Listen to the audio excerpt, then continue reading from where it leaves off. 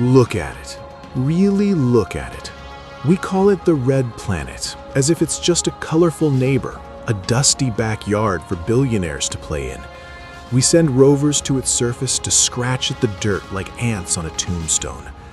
But Mars isn't just a planet, it's a crime scene.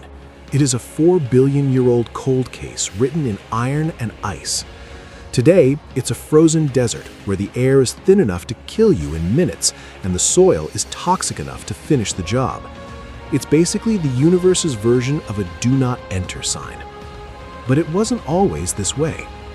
4 billion years ago, Mars was Earth's twin.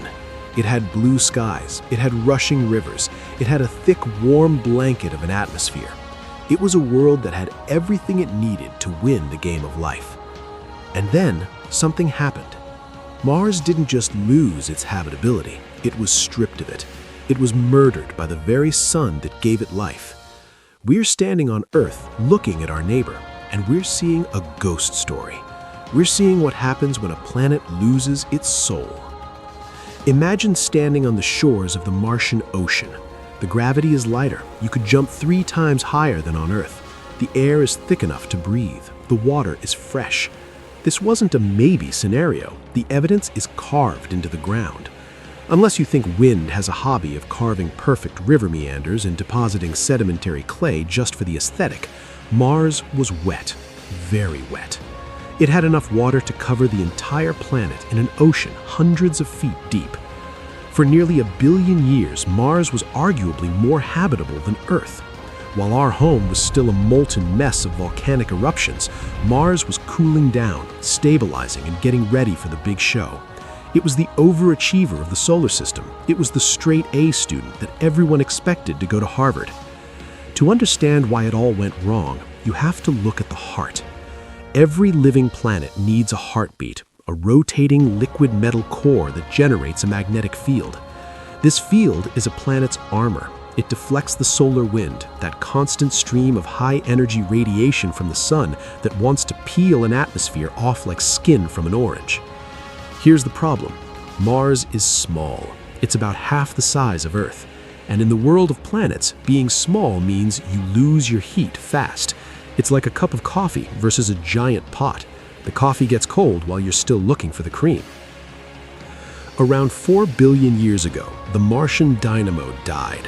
The heartbeat stopped, the shield fell, and the sun, our beautiful, life-giving star, saw an opportunity.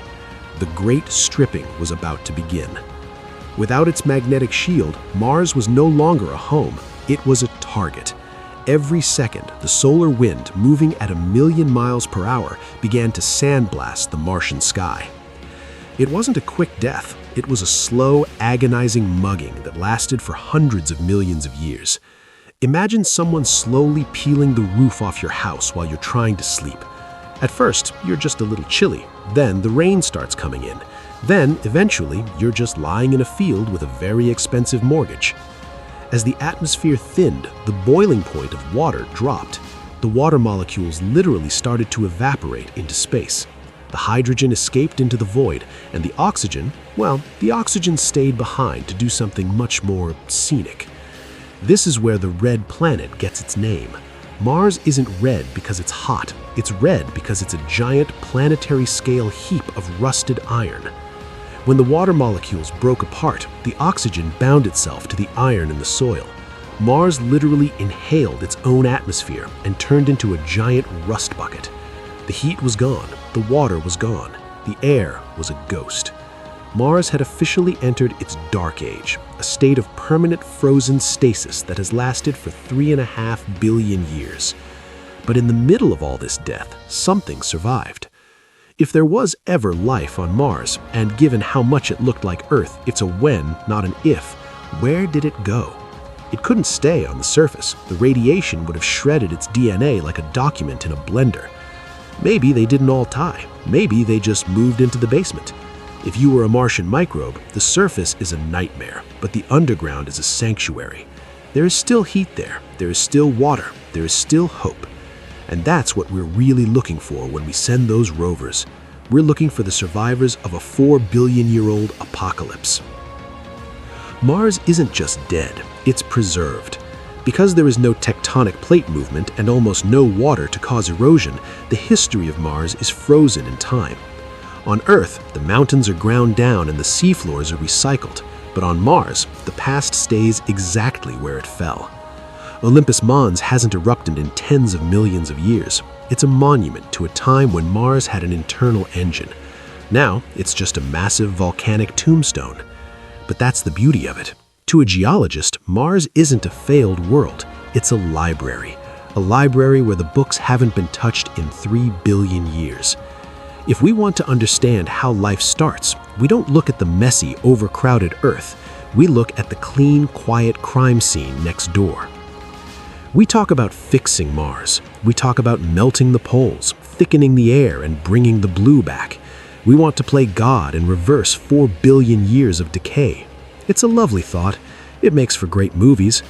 But remember the great stripping? The sun hasn't gone anywhere. The solar wind is still there, and Mars still doesn't have a magnetic shield. Unless we can jumpstart a frozen planet's core, which, for the record, we can't, any atmosphere we build will just be blown away again. We'll be like a man trying to fill a bucket with a massive hole in the bottom. Mars isn't broken, it's finished. It played its hand, it lost its heat, and it retired. Our obsession with saving it says more about our fear of what might happen to Earth than it does about the reality of Mars.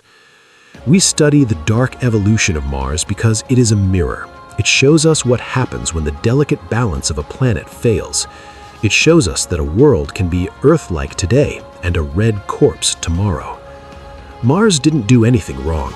It was just small. It was just unlucky. And now it sits there in the dark, a warning to any civilization that thinks its home is permanent. So, the next time you see that red dot in the sky, don't think of it as a new Earth. Think of it as an old Earth, a version of our story that ended too soon. Because the universe doesn't give out participation trophies.